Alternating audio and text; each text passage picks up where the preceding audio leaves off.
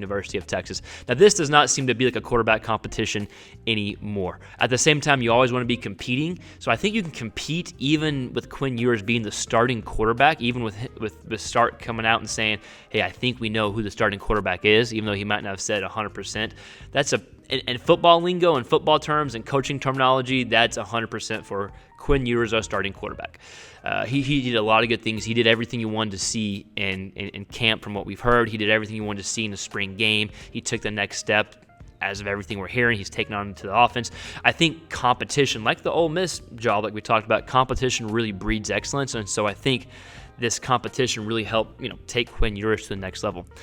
Arch Manning, not going to spend that much time on Arch Manning, but if you're on the belief that he's not going to have a successful career because he struggled in the spring game, I would recommend and encourage you to reconsider that belief. I think in a few years he'll be a first-round draft pick. Who the hell cares how he did in the spring game, right? Just to be frank and be honest. We've had a ton of quarterbacks play really well in spring games and then not even be the starting quarterback. We've had a ton of quarterbacks not play well and come out and ball out in the season, right? So if I'm Arch Manning, or if I'm someone who's being critical of Arch Manning, sure, he looked like a freshman, need to improve on some things, but whatever. In a few years, he's going to be a first-round draft pick, right? And he's probably going to start for Texas the next 2 years after Quinn Ewers goes, and is probably a first-round draft pick if he has the season he wants to have this year.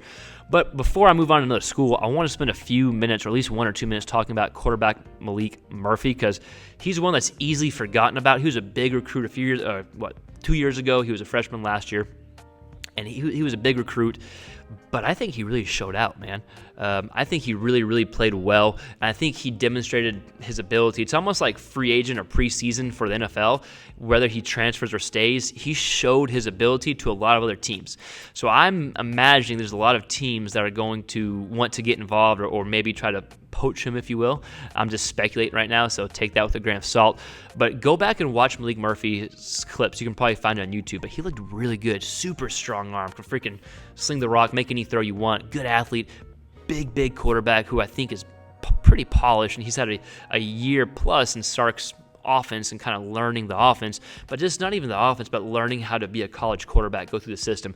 I think if he ends up at Texas, man, this could be... It could end up well for him in Texas, but at the same time, if he transfers somewhere else, man, that school is getting a really, really good quarterback in Maalik Murphy. Again, Maalik Murphy, if you don't know the name, go back, watch the clips. He's an NFL-style quarterback. He can rip it. All right, just go check him out. All right, as Nick Saban would say, go check him out. He's a really good quarterback, underrated quarterback, maybe the most underrated quarterback in college football right now. But again, quarterback room for Texas. Don't think competition is going on right now. Quinn Ewers seems to be the guy.